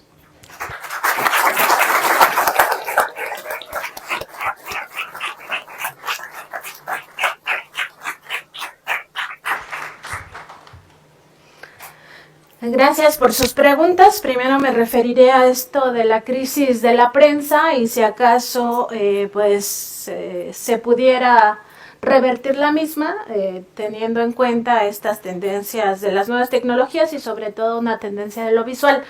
En realidad no, porque la crisis de los medios es justamente por esta visión de que existen tres tipos de periodismo, como decía el compañero, ¿no? De que puede haber periodismo cínico y periodismo rentista, y en realidad pues eso ha derivado en la crisis que viven los medios.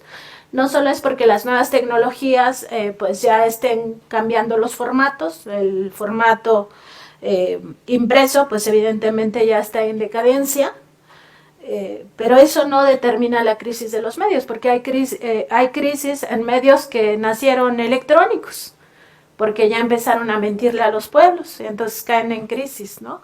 Entonces, más bien la crisis de la prensa no es tanto una crisis de forma, sino de fondo. La forma es cómo presentamos esa información y por supuesto que podemos tener también una tendencia hacia lo visual, hacia acercarnos más a estos nuevos lenguajes, pero el tema es el fondo. En ese sentido, pues lo que se debe de hacer es volver a los principios básicos irrenunciables del periodismo. Segundo, sobre los enfoques y métodos y la rigurosidad que se debe de tener como periodistas de investigación y apegarse a los contextos, tanto cultural como incluso del propio conocimiento, pero al mismo tiempo de este reto de acercarnos a las nuevas generaciones. Pues es que siento que va de la mano con lo anterior, o sea, en tanto se te reconozca como un periodista que aportas algo en beneficio de los pueblos, pues entonces vas a tener por lo menos esa curiosidad incluso de nuevas generaciones, desde los propios niños. Y yo les cuento una anécdota muy rápida. A mí me invitaron, tuve una invitación especial a la toma de protesta de la doctora Sheinbaum, y entonces estaba digamos en la zona donde también estaban los secretarios de Estado. Y ahí habían otros influencers que les llaman y otros periodistas, y yo estaba ahí. Y la gente estaba alrededor y me estaban gritando para saludarme, y me acerqué a un lugar y me estaban gritando de otro lado y yo solo veía a un señor que me hacía señas. Y cuando me acerco, es que en realidad era un niño el que quería conocerme y me dijo que quería ser periodista para ser un periodista como yo. Y yo sentí pues mucha emoción, porque justo, o sea, es un niño y ya tenía este acercamiento conmigo.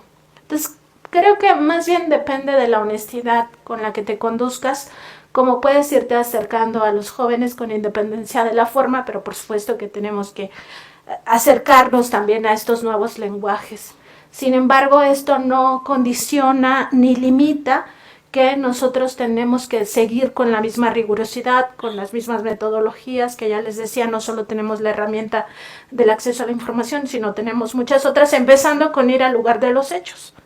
O sea, nosotros no podemos reportear desde un escritorio y menos desde una computadora y darle credibilidad a todo lo que nos llega por esta vía digital. Tenemos que ir al lugar de los hechos, empezando por eso. Y luego, desde el tema de la violencia, pues primero decir que ninguna nota vale la vida de los periodistas, y nosotros como equipo de Contralínea, y creo que debería de ser una tendencia en los medios de comunicación, sobre todo entre periodistas de investigación, que siempre se debe hacer un análisis de riesgo, un análisis serio y profundo, y no solo ver los riesgos físicos, porque como ya vimos también está el riesgo de la judicialización del trabajo periodístico, el riesgo de la asfixia económica, ¿no? Como lo que nos pasó en el tiempo de Calderón, que se nos cerró toda la publicidad gubernamental y casi desaparecemos. Eso también es un riesgo que se debe evaluar, los riesgos de las demandas por daño moral y por supuesto los riesgos incluso por el tipo de cobertura que hacemos. O sea, si vamos a una marcha donde se sabe que va a haber brotes de violencia, también tenemos que saberlo desde antes. Si vamos a cubrir en un lugar donde hay condiciones incluso de clima, tenemos que saberlo. Eso también tenemos que tenerlo muy en cuenta siempre y hacer un análisis de riesgo, y siempre pensando que ninguna nota vale la vida de los periodistas. Y ya respecto de lo último que quiero abordar, que es esta idea tergiversada de lo que es el periodismo, porque eso es lo que planteó el compañero, una idea tergiversada que nos podría llevar a una especie de fascismo, ¿no? Donde, pues entonces yo tengo la libertad de matar, tengo la libertad de cometer un genocidio sin que nadie me diga nada, tengo la libertad de robar, tengo la libertad de violar, porque es mi libertad. Llegaríamos a eso. Y lo mismo pasa con el periodismo. No es que tengamos libertades absolutas. Nadie tiene libertades absolutas, y no queremos un planeta de esa forma donde Israel tenga la libertad de matar al pueblo palestino. No podemos ni debemos querer un planeta de esa naturaleza. Y como no hay libertades absolutas, es falso, y lo digo y lo reitero, es falso que exista el periodismo sin ética. El periodismo solo existe con ética, y eso no lo digo yo, eso lo dice la teoría del periodismo y lo dicen todos los códigos de ética periodística. Es una convención de la humanidad que eso tiene que ser el periodismo. El periodismo solo puede ejercerse con los valores irrenunciables de la búsqueda de la verdad, la honestidad, la libertad, la independencia y la responsabilidad con la sociedad.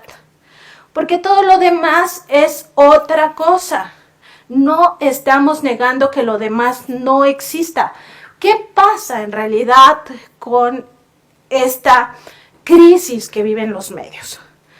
Pues que estamos entendiendo que todos los contenidos que se divulgan en la prensa, sea televisión, radio, nuevas tecnologías, prensa escrita, es periodístico. Y no, los contenidos de estos medios no todos son contenidos periodísticos. Hay propaganda negra, hay guerra sucia, hay posverdad y también hay periodismo. Y confundimos a todos los que aparecen en medios corporativos o independientes con los periodistas. Y eso solo es una confusión, pero no es la esencia del periodismo. Y es una confusión que le viene muy bien a los dueños de esas corporaciones, porque entonces tienen a sus sicarios y a sus gatilleros al servicio de sus intereses. Pero esos no son periodistas, porque los cínicos no pueden ser periodistas. Ya lo dijo en su momento Kapuscinski. Entonces, ¿qué tenemos? Pues que la verdad no se construye a mi contentillo, o al de la compañera que está aquí enfrente, o al del compañero, o a de quien sea. La verdad es una, y al periodista le toca buscar la verdad. Y por supuesto, no escribimos verdades, escribimos con veracidad a través de un método periodístico que nos lleva a ir al lugar de los hechos, a hacer observación estructurada, tener entrevistas en profundidad, hacer un cuadro de doble entrada con todos los conocimientos e informaciones que vamos encontrando, haciendo solicitudes de información también en algunos casos, entrevistando a todas las fuentes posibles, porque necesitamos un método de verificación, confrontación y contrastación, como ya lo decía el profesor. Haciendo eso profesionalmente y entendiendo que todas las fuentes tienen intereses, incluso las que el periodista elige para entrevistar. Entonces, si yo estoy frente a una persona y voy a decir algo que les va a parecer muy incoherente, pero al final es así, me dice, ay, ¿sabes qué? Es que la compañera de allá vuela. Puede volar por sí misma. Se eleva y se va volando. Y yo le voy a creer a esa fuente que yo elegí para consultarla, que hay una persona en el mundo que tiene la capacidad de volar, o yo voy a ir a verificar si eso es verdad. Eso es lo que hace el periodismo. El periodismo verifica todo lo que le dicen sus fuentes, porque solo así se puede buscar la verdad y entender que todas las fuentes tienen intereses, incluso aquellas que tienen una supuesta manto de legitimidad. Y bueno, ya la verdad no se construye, pero sobre todo la verdad es un bien común. Existe un derecho humano, que es el derecho humano a la verdad. Y decir que existen periodistas cínicos y periodistas rentistas que pueden tergiversar la realidad porque necesitan comer, pero no solo necesitan comer, sino necesitan hacerse ricos, necesitan hacerse multimillonarios, el camino que eligieron es el periodismo. ¿Eso existe? No, compañeros, eso no existe. Eso es una idea tergiversada de lo que verdaderamente ocurre en la prensa, porque hay gente que se dedica a enriquecerse a sí misma y a colocar intereses de terceros con generalmente un beneficio económico, pero esos no hacen periodismo. Entonces, no confundamos lo que verdaderamente existe con el hecho de que el periodismo también puede ser esa corrupción. No hay claroscuros en el periodismo. Y lo repito, no lo digo yo, lo dice la teoría del periodismo. ¿Y qué está pasando cuando creemos que sí podemos hacer todo eso? Pues que ocurren coberturas injustas de la propia prensa, que acaban en violaciones a derechos humanos terribles e incluso en la muerte de las demás personas. La cobertura injusta que están haciendo las grandes corporaciones de lo que pasa en Gaza termina en la muerte de bebés. Y debemos ser conscientes de eso. Por eso hay que tener conciencia social y conciencia de clase. Nada más por eso. Y ya por último, porque ya se nos está acabando el tiempo, lo que nos dice el Código Internacional de Ética Periodística de la UNESCO, en su capítulo 2 dice: la tarea primordial del periodista es la de servir el derecho a una información verídica y auténtica por la adhesión honesta a la realidad objetiva, situando conscientemente los hechos en su contexto adecuado. La responsabilidad social del periodista, ese es su capítulo 3. En el periodismo la información se comprende como un bien social y no como un simple producto. Esto significa que el periodista comparte la responsabilidad de la información transmitida. El periodista es, por tanto, responsable no solo frente a los que dominan los medios de comunicación, sino en último énfasis frente al gran público, tomando en cuenta la diversidad de los intereses sociales. En su capítulo 4 dice: el papel social del periodista exige el que la profesión mantenga un alto nivel de integridad Esto incluye el derecho del periodista a abstenerse de trabajar en contra de sus convicciones o de revelar sus fuentes de información, y también el derecho de participar en la toma de decisiones en los medios de comunicación en que esté empleado. Y dice muchas otras cosas, como en su apartado 8, que el verdadero periodista defiende los valores universales del humanismo, en particular la paz, la democracia, los derechos del hombre. En realidad esto ya es un poco anticuado, debería decir los derechos del ser humano, el progreso social y la liberación nacional, y respetando el carácter distintivo, el valor y la dignidad de cada cultura, así como el derecho de cada pueblo a escoger libremente y desarrollar sus sistemas políticos, social, económico, cultural. El periodista participa también activamente en las transformaciones sociales orientadas hacia una mejora democrática de la sociedad, y contribuye por el diálogo a establecer un clima de confianza en las relaciones internacionales, de forma que favorezca en todo la paz y la justicia, la distensión, el desarme y el desarrollo nacional. Por eso yo les decía, siempre que tenemos un conflicto ético, debemos de pensar en el bien común. Lo que le hace bien a la sociedad es lo que está bien para el periodismo, y lo que le hace mal a la sociedad está mal para el periodismo, porque nosotros le servimos a los pueblos.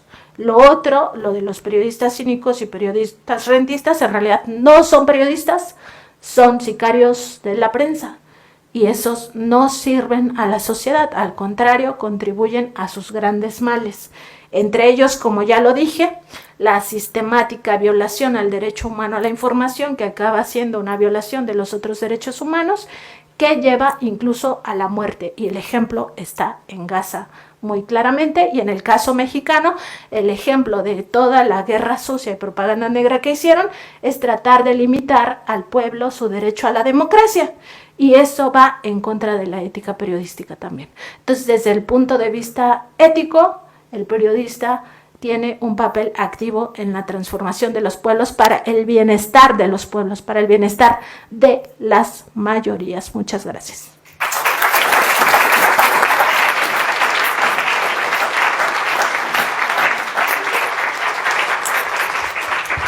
Me pidieron una última pregunta, pero sí quisiera que fueras de manera muy concreto, porque ahora sí que ya estamos en tiempo. Por favor, a ver.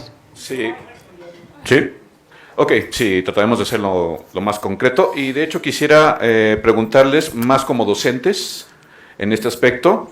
Ya hemos hablado, bueno, esto ha generado una multitud de preguntas, de opiniones, pero entonces la pregunta sería, como docentes, como maestros, ¿qué opinan deficiencias que tiene la academia, considerando que gran parte de los problemas de los profesionales vienen desde la formación?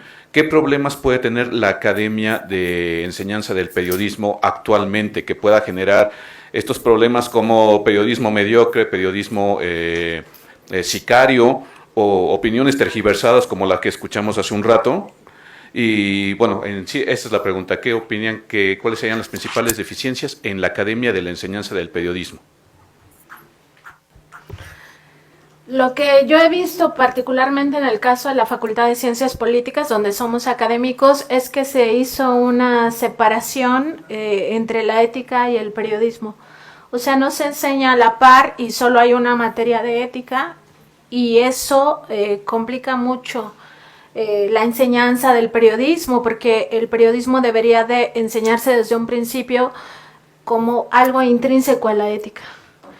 Y si no viene planteado así en los planes de estudio, es muy difícil después ya quitarles a los jóvenes estas ideas tergiversadas de lo que puede ser periodismo y lo que no. Y también hay, desde mi punto de vista, un abandono hacia la teoría. Y también no hay que olvidar lo que hay un tema de escuelas de periodismo que chocan. Está el nuevo periodismo que le da licencias a los periodistas para mentir, o sea, lo voy a decir así claramente, porque dicen que por el bien de la historia, pues cambio un poco la realidad, porque le viene bien a la historia. Y entonces empiezo con pequeñas tergiversaciones de la realidad de forma intencional, como decir que una cosa ocurrió en el día cuando en realidad ocurrió en la noche, y después se pierde quien ejerce eso en la mentira, y ya no se sabe hasta qué punto es ficción.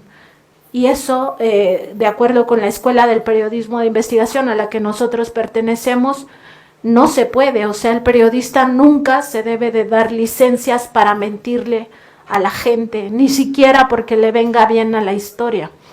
Entonces, creo que se ha abandonado también esta teoría, se ha tergiversado mucho, y no se ha sabido traer a los jóvenes hacia esta enseñanza pues más profesional, y al final considero que es un tema de planes de estudio que los han ido minando poco a poco hacia estos otros intereses. Muchas gracias, gracias. A ver, Rápidamente, estamos enseñando teoría en las escuelas de periodismo y nos estamos olvidando de la práctica. Y no lo digo en ningún afán de molestar, pero muchos profesores enseñan teoría porque solo han estudiado la teoría del periodismo, no han estado en una redacción. Entonces les enseñamos la teoría y mandamos a los jóvenes a las redacciones en donde encuentran estas realidades negativas que existen en los medios.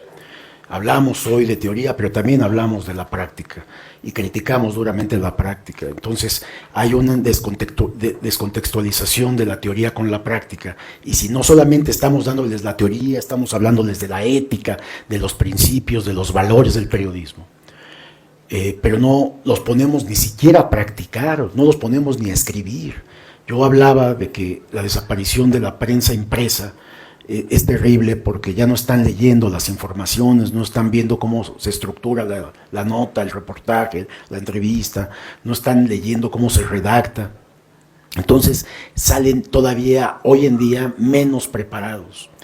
Y no, yo entiendo, pues digo, la teoría es fundamental en el periodismo. Yo sí creo que se debe de estudiar periodismo, soy de esa idea. Yo fui un ejemplo, yo sí decidí también estudiar periodismo, aunque en la redacción, cuando empezaba, todos me decían que el periodismo no se estudia, se practica, y eso era una vieja creencia de la prensa.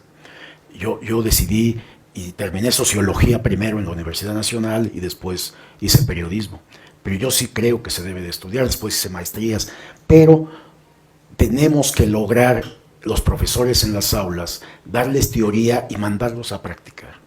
Eso debería de ser en cada materia, porque a mí me pasa y me hace enojar a veces, los mando a hacer trabajo práctico, mis materias todas tienen trabajo práctico y están terribles los estudiantes. Hay un problema, hay una separación de la parte teórica de la parte práctica, y si todos los profesores empezamos a entender esto, y aunque seamos teóricos del periodismo, pero los mandamos a practicar, les damos trabajo que practiquen, les vamos a ayudar a los jóvenes, porque además la mayoría de ellos no entienden que a mitad de la carrera tienen que salir, irse a algún medio de comunicación, a empezar a practicar para conocer cómo se está llevando a cabo el periodismo en México. Y es necesario practicar, de lo contrario no van a tener cabida, no van a poder ingresar a los medios de comunicación, y eso es preocupante. ¿Para qué estamos preparando tantos periodistas si no hay los espacios para hacer periodismo?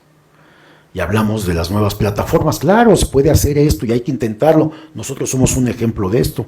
Yo había trabajado en un montón de periódicos en las áreas de investigación periodística, pero llegó el momento que ya no cabía en esos medios de comunicación y formamos un medio de comunicación, y aquí estamos vigentes, estamos compitiendo y estamos haciendo trabajo, puede ser reconocido o no lo hacemos por ese motivo, pero lo hacemos como un servicio, como una obligación moral, ética y profesional para la sociedad. Nosotros sí trabajamos para la población. Gracias.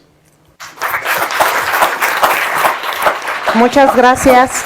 Gracias por su presencia a los periodistas Miguel Vadillo, Nancy Flores, en nombre de la Universidad Autónoma Metropolitana, Unidad Coajimalpa, en nombre del Departamento de Ciencias de la Comunicación, pues les damos un reconocimiento por su participación.